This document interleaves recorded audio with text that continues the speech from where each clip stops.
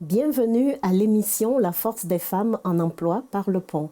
Aujourd'hui, nous allons à la rencontre de 4 femmes inspirantes qui ont fait le choix des métiers non traditionnellement féminins. Bonne émission.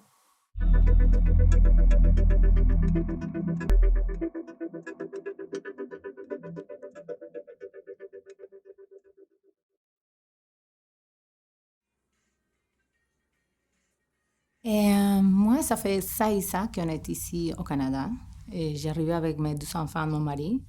Et on exerçait des métiers chacun. Mon mari est avocat, moi, j'étais à l'université en train de faire étudier en commerce international, les enfants. Mais pour chose de la vie, on est rendu ici au Canada. Et depuis ça et ça, on regrette une seule journée d'être ici. On est vraiment bien accueillis, on est vraiment bien installés. Mais je pense que depuis ça et ça, on fait un bon parcours dans ce pays merveilleux, plus à Trois-Rivières. Après qu'on finit la francisation que nous offre le gouvernement, on était 8 mois. Que après, la madame d'Emploi Québec nous dit « OK, vous êtes prêts », mais dans ce moment, on ne pense pas qu'on est prêts. Mais il faut continuer, il faut avancer parce qu'on a des rêves,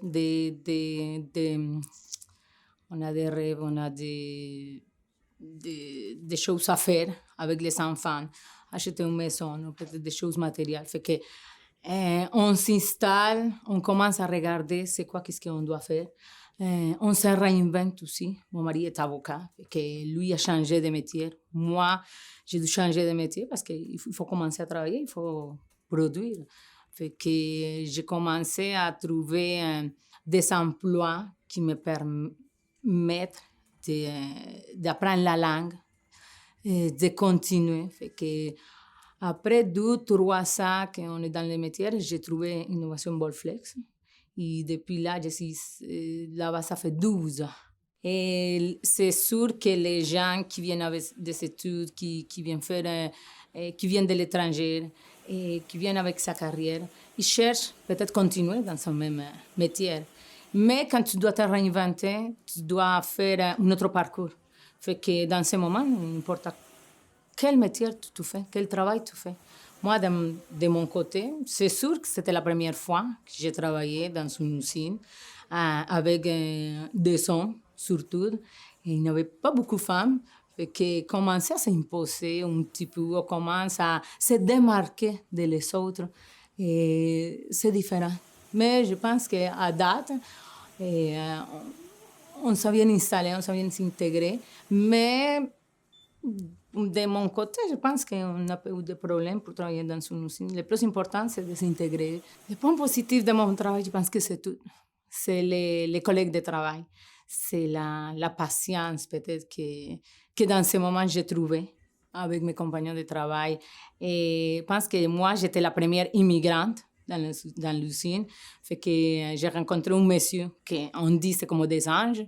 Et lui, il a eu la patience de me comprendre, de m'apprendre beaucoup de choses, parce que les langages québécois, les expressions, je pense que c'est grâce à lui et à tous les autres.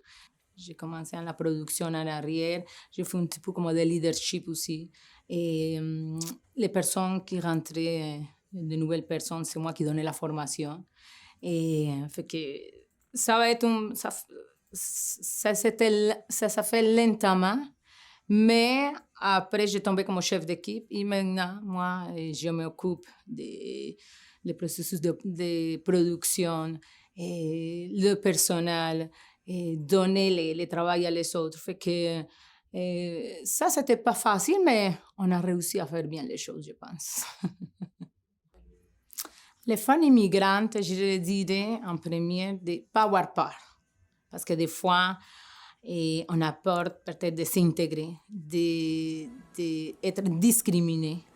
Et dans un milieu d'une usine des hommes, c'est plus difficile.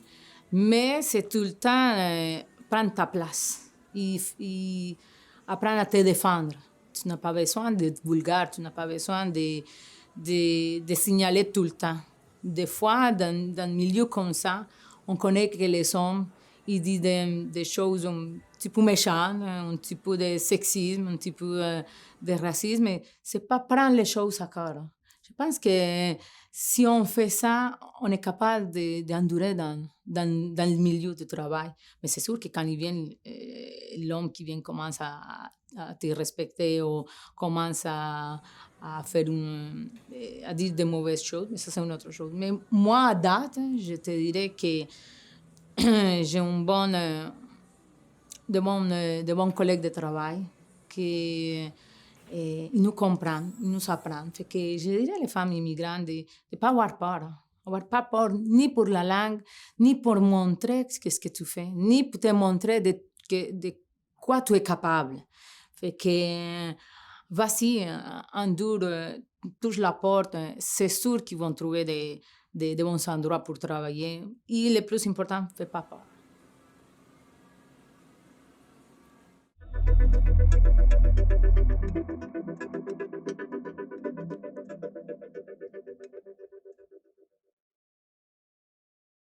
Merci d'avoir été des nôtres. On se revoit pour une prochaine émission et comme on le dit au pont, seul on va plus vite, ensemble on va plus loin. À la prochaine.